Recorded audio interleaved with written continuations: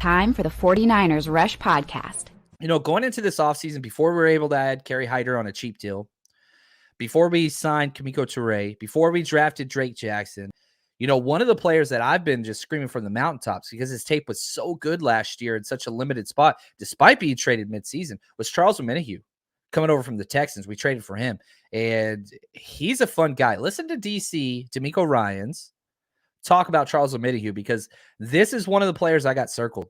With all our guys, you know, whether they're ends or tackles, all those guys will move around as much as possible. So it's nothing that's kind of set in stone right now, right? We're just working on technique, fundamentals right now, and just putting guys in as many different positions as possible to see what they can do. So, you know, Charles has done a good job. I think this has OTAs has been very beneficial for him.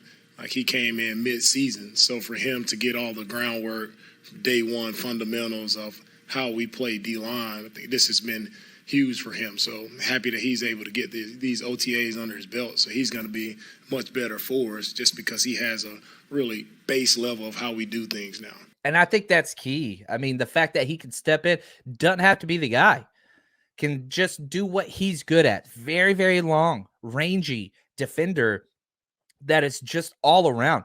Stout versus the run, can blitz off the edge. Now, he's not your bend guy, but he doesn't have to be the bend guy, right? That's not what he's there for. He's just a complete defensive end with a lot of upside. Really, really like Omenihu.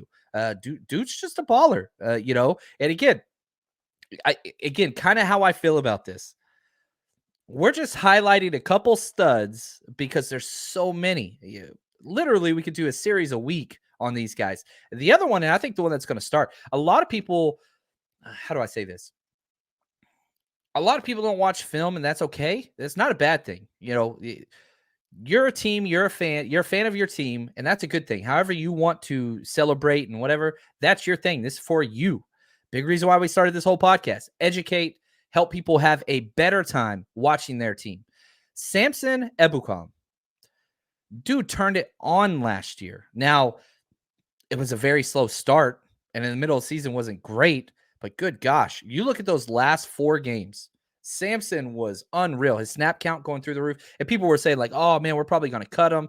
And the whole time I was just like, no, they're not. Why are they increasing his snaps? It's not like he has a giant salary cap. Is it a big cap hit? Sure.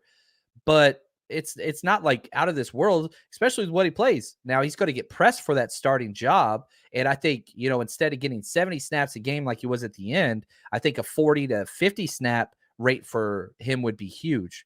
Again, let's go back to D'Amico and listen to him talk about Samson Ebukam. With Samson, towards the end of last year, he definitely started to ascend as far as when it comes to pressuring a quarterback. He started to gain a lot more pressure. I think the more comfortable he got just playing the position, and you know, he's picked up exactly where he's left off. So here in camp, he's been doing a really good job of continuing that, getting pressure, doing those things, all the things that we ask him to do. So Samson is definitely a guy who's getting better up front. It just takes time, and you got to remember, he went from standing up as a 4-3 out or 3-4 outside linebacker to our system, which is different, and the wide 9 and all that kind of stuff. It takes time. It takes time, and he was learning football anyway.